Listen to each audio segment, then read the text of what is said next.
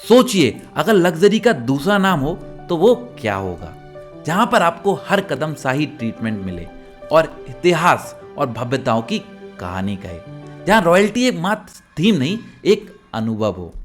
जी हाँ दोस्तों, मैं बात कर रहा हूं द लीला होटल्स की, जो कि एक बहुत ही फेमस और लग्जूरियस होटल चेन है, जहां पर आपको एक विजिटर या गेस्ट की तरह ट्रीट नहीं बल्कि राजाओं महाराजाओं की तरह ट्रीटमेंट दिया जाता है। तो मुंबई हो या उदयपुर, बेंगलोर हो या गोवा, लीला ने लग्जरी की एक अलग ही परिभाषा तय कर दी है। लीला होटल्स की शुरुआत हुई थी 1986 में, जब कैप्टन कृष्ण नायर ने मुंबई में अपना पहला लग्जूरियस होटल ओपन किया था। देखिए, लीला एक ब्रांड है, कंपनी नहीं। तो लीला के होटल्स को चलाना और मेंटेन करने की जिम्मेदारी है स्केलॉस बेंगलोर लिमिटेड की। तो आज हम जिस आईपीओ के बारे में बात करने जा रहे हैं, उस कंपनी का नाम है स्केलॉस बेंगलोर प्राइवेट लिमिटेड, जो लीला ब्रांड्स के होटल को मैनेज करती है। तो आज हम बात करेंगे कि कंपनी करती क्या है, आईपीओ की सारी डिटेल, फंडामेंटल और टेक्निकल भी देखेंगे, कंपनी में क्या अच्छा है और क्या बुरा है ये भी डिस्कस करेंगे, कंपनी का ग्रे मार्केट प्राइस क्या चल रहा है वो भी देखेंगे, और लास्ट में सारी एनालिसिस के बाद मेरा क्या ओपिनियन बन रहा है कि आपको इस आईपीओ में इन्वेस्ट करना चाहिए या नहीं। तो अगर चैनल पर नए हैं तो चैनल को तुरंत सब्सक्राइब कर दीजिए और बेल आइकन पर क्लिक कर दीजिए, जिससे कि आपको सारे नोटिफिकेशन और अपडेट आते रहें। तो चलिए स्टार्ट करते हैं वीडियो। तो कंपनी का आईपीओ स्टार्ट हो रहा है 26 मई से लेके 28 मई के शाम के 5 बजे तक। तो आप 28 मई के शाम के 5 बजे तक इस आईपीओ में अप्लाई कर सकते हैं। और अगर हम बात करें कि कंपनी के आईपीओ साइज कितना आने वाला है, तो 3500 करोड़ का आईपीओ साइज आ रहा है, जिसमें से ऑफर फॉर सेल है 1000 करोड़ और 2500 करोड़ फ्रेश इशू है। ऑफर फॉर सेल का मतलब हुआ कि 1000 करोड़ कंपनी के ओनर्स के, प्रोमोटर्स के जेब में जाएंगे, बाकी 2500 करोड़ लगभग 71% कंपनी में इन्वेस्ट किए जाएंगे। तो शेयर कट ऑफ प्राइस क्या है? तो देखिए, जब भी हम किसी आईपीओ में अप्लाई करते हैं तो हम कट ऑफ प्राइस पे ही अप्लाई करते हैं, क्योंकि उससे कम पे तो आपको आईपीओ नहीं मिलेगा। तो अब बात करते हैं रिटेलर को कितना पैसा खर्च करना पड़ेगा एक लॉट लेने के लिए। तो आपको मिनिमम 14,790 रुपये खर्च करने पड़ेंगे एक आईपीओ का लॉट लेने के लिए। अब टोटल शेयर कितने ऑफर किए गए रिटेलर्स को? देखिए, कहने के लिए तो 3500 करोड़ का आईपीओ है, लेकिन रिटेलर्स के लिए केवल 10% एलोकेशन है, यानी कि 350 करोड़ रिटेलर्स के लिए ऑफर किए गए हैं। इसमें कोई शेयर होल्डर कोटा नहीं है। और अगर आपको स्मॉल एचएनआई कैटेगरी में इन्वेस्ट करना है तो आपको 2,07,060 रुपये इन्वेस्ट करने पड़ेंगे, और जिसमें आपको मिलेंगे 14 लॉट। इसमें कोई एंकर पोर्शन साइज नहीं है। तो अब आप पूछेंगे कब तक हमें कंफर्म हो जाएगा कि हमें आईपीओ अलॉट हो रहा है या नहीं? तो टेंटेटिवली 29 मई तक कंफर्म हो जाएगा कि आपको इस कंपनी के शेयर्स मिल रहे हैं या नहीं। और 2 जून यानी कि जून के फर्स्ट मंडे को कंपनी की होगी लिस्टिंग। तो ये तो हो गई आईपीओ की बात। अब करते हैं फंडामेंटल्स कैसे हैं कंपनी के। देखिए, फंडामेंटल डिस्कस करने से पहले मैं बता दूं, कहीं ना कहीं जितने भी होटल ब्रांड्स हैं एक काफ़ी कैश हैवी सेंट्रिक बिजनेसेस हैं। इसका मतलब क्या है? देखिए, एक होटल बनाने में बहुत ज़्यादा अमाउंट लगता है, राइट? तो इनके मार्जिन्स बहुत थिन होते हैं। तो कहीं ना कहीं हम इनको दूसरी इंडस्ट्री से कंपेयर नहीं कर सकते। अगर हमें कंपेयर भी करना है तो कहीं ना कहीं हम इनके जो रिटर्न्स हैं उसको सेम इंडस्ट्री से कंपेयर करेंगे। तो कंपनी के एसेट्स की बात करें तो मार्च 2023 में जो 5875 करोड़ था वो बढ़ के अब हो गया 8266 करोड़। रेवेन्यू कंपनी का अगर आप देखें तो वो भी बढ़ रहा है, 900 करोड़ से लगभग 1400 करोड़ पे पहुंच गया है। प्रॉफिट आफ्टर टैक्स, ये बात समझने की जरूरत है कि कंपनी प्रॉफिटेबल नहीं थी 2023 में, -61 करोड़, 2024 में 2 करोड़ माइनस में ही। और आप देख रहे हैं आईपीओ कब ला रहे हैं, जब ये प्रॉफिट आफ्टर टैक्स इन्होंने पॉजिटिव कर लिया है, यानी कि पैट पॉजिटिव है। तो कहीं ना कहीं ये बात समझने की ज़रूरत है कि कंपनी ने क्या ये मेक श्योर किया है कि जब वो प्रॉफिटेबल हो तभी वो अपना आईपीओ लॉन्च करें, जिससे कि वो अच्छी वैल्यूएशन उठा सकें। लेट्स सी, आगे पता पड़ेगा। आप नेटवर्थ देखें तो कंपनी की माइनस में थी 2023-24 में, नेटवर्थ पॉजिटिव आ गई है, राइट? तो कहीं ना कहीं कंपनी, अगर हम कहें तो जो अपना ब्रेक इवन है उससे ऊपर निकल गई है। अगर एक ग्रोथ स्टोरी की बात करें तो अपना ब्रेक इवन कंपनी ने क्रॉस कर लिया है। कंपनी की बोरिंग्स लगभग सेम ही है, राइट? और रिजर्व्स एंड सरप्लस भी कहीं ना कहीं देखें आप तो इस साल से बढ़ रहा है। तो ओवरऑल फंडामेंटल ठीक ही हैं, बहुत अच्छे नहीं है। कंपनी जस्ट नेगेटिव से पॉजिटिव हुई है, मेरा मानना तो है। अभी प्रॉफिट बहुत ज़्यादा नहीं है।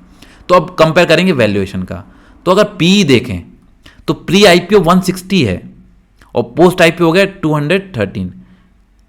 ये तो बहुत ही इनसेन वैल्यूएशन हो गई। क्यों है इतना ज़्यादा पी क्यों हो गया इसका? उसका मेन रीज़न है क्योंकि अर्निंग प्रॉफिट आप देख रहे हैं, अगर आप ऊपर देखें कंपनी के रेवेन्यू हैं 1400 करोड़, राइट, और प्रॉफिट है 50 करोड़ से भी कम, तो कहीं ना कहीं प्रॉफिट परसेंटेज बहुत ज़्यादा मैटर करता है।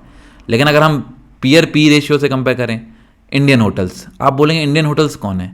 ताज, क्योंकि अगर हमें लीला कंपैरिजन करना है तो ताज से ही करना पड़ेगा। तो ताज का अगर आप अभी करेंटली देखें, ये ऑलरेडी इंडियन मार्केट में लिस्टेड है एंड इसका प्राइस है अराउंड पी जो है वो है 59.84। तो उसके कंपैरिजन में तो लीला होटल्स का पी बहुत ज़्यादा है। अब अर्निंग पर शेयर देख लेते हैं, ये तो कम रहने ही वाली है, 2.71 प्री आईपीओ और पोस्ट आईपीओ की पी बढ़ रहा है तो ईपीएस ऑब्वियसली कम हो रहा होगा, तो 2.04, नॉट गुड, ईपीएस बहुत कम है। पीयर्स अर्निंग पर शेयर आप देखिए 13.4 है, तो कहीं ना कहीं इंडियन होटल्स इनसे अगर कंपेयर किया जाए तो वैल्यूएशन में इंडियन होटल्स इनसे ज़्यादा बेटर है। Anyways let's see, profit after tax हम ऑलरेडी डिस्कस कर चुके हैं। सबसे इंपॉर्टेंट चीज़ देखने की होती है वो होती है रिटर्न ऑन इक्विटी, यानी कि कंपनी में रिटर्न ऑन इक्विटी कितना है, इट्स 1.32%, और ये तो अभी पॉजिटिव आई तभी हाल है, इसके पहले तो बहुत ही बुरा हाल होगा। इसका मतलब कंपनी कहीं ना कहीं अभी जस्ट ब्रेक इवन ही करा है, कंपनी के पास बहुत अच्छे रिटर्न्स नहीं है। प्राइस टू बुक वैल्यू 2.92 है, क्योंकि सिंपल सी बात है, बुक वैल्यू इसलिए इनकी कम है क्योंकि ये हैवी एसेट सेंट्रिक कंपनी है, तो होटल्स अगर इन्होंने खुद ओन कर रखे हैं, राइट, तो इनकी बुक वैल्यू जो है, जो इनकी नेटवर्थ है वो ऑब्वियस सी बात है ज़्यादा होगी, इसलिए कहीं ना कहीं इनका बुक वैल्यू तो 2.92 सही है, बट यहाँ पर मेन देखा जाएगा पी, तो पी बहुत ज़्यादा है और रिटर्न ऑन इक्विटी बहुत कम है, तो वैल्यूएशन अच्छी नहीं है, कंपनी की अर्निंग्स भी अच्छी नहीं है। तो अब पॉजिटिव्स की बात करें तो रेवेन्यू ग्रो हो रहा है और PV is okay, but negatives मुझे ज़्यादा दिख रहे हैं, क्योंकि फंडामेंटली अभी कंपनी बहुत ज़्यादा स्ट्रांग नहीं है, क्योंकि सिर्फ एक ईयर उन्होंने देखा जो पॉजिटिव है, और हो सकता है फिर से अगर थोड़ा भी टूरिज्म पे कुछ अफेक्ट आता है तो कंपनी हो सकता है फिर से नेगेटिव में चली जाए। बोरिंग कंपनी की हाई है, वैल्यूएशन तो बहुत ही ज़्यादा हाई है, और अगर हम देखे जाएँ तो जो 3500 करोड़ का आईपीओ आ रहा है, जिसमें से 2500 करोड़ कंपनी जो कंपनी में इन्वेस्ट करने की सोचे, उसमें 2300 करोड़ तो उनके आउटस्टैंडिंग में ही चले जाएंगे, 1000 करोड़ जाएंगे प्रोमोटर्स की जेब में, 2300 करोड़ चले जाएंगे कंपनी के आउटस्टैंडिंग को कंप्लीट करने में, यानी कि 200 करोड़ ही बचे। तो यानी कहीं ना कहीं पूरा का पूरा आईपीओ प्रमोटर्स को पैसा कमाने के लिए और कंपनी की जितनी भी डेट और आउटस्टैंडिंग है उसको खत्म करने के लिए लाया जा रहा है। Profit percentage is very less, बहुत ही कम। देखिए अगर आप रिसेंटली देखें तो आईटीसी ने भी अपने आईटीसी होटल को अलग कर दिया और इस क्वार्टर में उन्होंने 300% प्रॉफिट दिखाया है। इसका मतलब क्या था, कहीं ना कहीं हमें क्लियरली समझ में आ रहा है कि जो उनका होटल का बिजनेस था आईटीसी का, वो कहीं ना कहीं काफ़ी सारा उनका कैश ले जा रहा था और उनके प्रॉफिट्स को कम कर रहा था, राइट। तो कहीं ना कहीं देखा जाए तो ओवरऑल कंपनी के फंडामेंटल बहुत अच्छे नहीं लगे, वैल्यूएशन अच्छी नहीं लगी, नेगेटिव बहुत ज़्यादा है, पॉजिटिव बहुत कम। तो कंपनी का होटल वाइज देंगे, लग्जूरियस फील दे रहे हैं, अच्छा है, बट क्या इसके ओनर बनना अच्छा रहेगा नहीं रहेगा, इसके बारे में सोचना पड़ेगा। तो अब बात करते हैं ग्रे मार्केट प्राइस की। करंटली ग्रे मार्केट प्राइस कितना चल रहा है कंपनी का। तो अच्छी बात यह है कि ग्रे मार्केट प्राइस इसको पॉजिटिव लिस्टिंग दिखा रहा है, राइट। तो 21 रुपये की ग्रे मार्केट प्राइस में चल रही है, और तो इसका मतलब लगभग 4.8% प्रॉफिट में चल रहा है। बट कभी भी हमें ग्रे मार्केट प्राइस के बेसिस पे इन्वेस्ट नहीं करना चाहिए, ग्रे मार्केट प्राइस कभी भी डाउन जा सकता है। और दूसरे सबसे इंपॉर्टेंट बात, मैं सेबी रजिस्टर्ड इन्वेस्टमेंट एडवाइज़र नहीं हूँ। मैं जो भी यहाँ पर आपको एनालिसिस दिखा रहा हूँ वो आपकी नॉलेज और इन्फॉर्मेशन पर्पस के लिए है, राइट। अगर आपको इस आईपीओ में इन्वेस्ट करना है तो आप अपने फाइनेंशियल एडवाइजर से कंसल्ट करें, या मैंने जो एनालिसिस दी है उसके बेसिस पे डिसाइड करें आपको इन्वेस्ट करना चाहिए या नहीं। चलिए मैं अपना फाइनल ओपिनियन दे देता हूँ। तो मेरे हिसाब से तो कंपनी के फंडामेंटल्स बहुत अट्रैक्टिव नहीं है, वैल्यूएशन बहुत ज़्यादा है, रेवेन्यू ग्रोइंग है बट बहुत लिमिटेड, और डेट बहुत ज़्यादा है, और आउटस्टैंडिंग जो है वो भी बहुत कंसर्निंग है। मैं तो इस आईपीओ को अवॉइड करूँगा और मैं ट्राई करूँगा कि मैं इनके कॉम्पिटिटर जो कि इंडियन होटल्स है उसमें ज़्यादा पार्ट बनूँ। तो I will be avoiding this IPO. लेकिन कहीं ना कहीं ये मेरा पर्सनल ओपिनियन है, आप एनालिसिस के बाद खुद डिसाइड करें कि आपको इस आईपीओ में इन्वेस्ट करना है या नहीं। तो अगर आपको एनालिसिस अच्छी लगी तो इस वीडियो को लाइक कर दीजिए, अपने दोस्तों और कलीग्स के साथ शेयर करिए, जिससे कि वो भी इस इन्फॉर्मेशन का फ़ायदा उठा सकें। तो चलिए मिलते हैं अगले वीडियो में। धन्यवाद।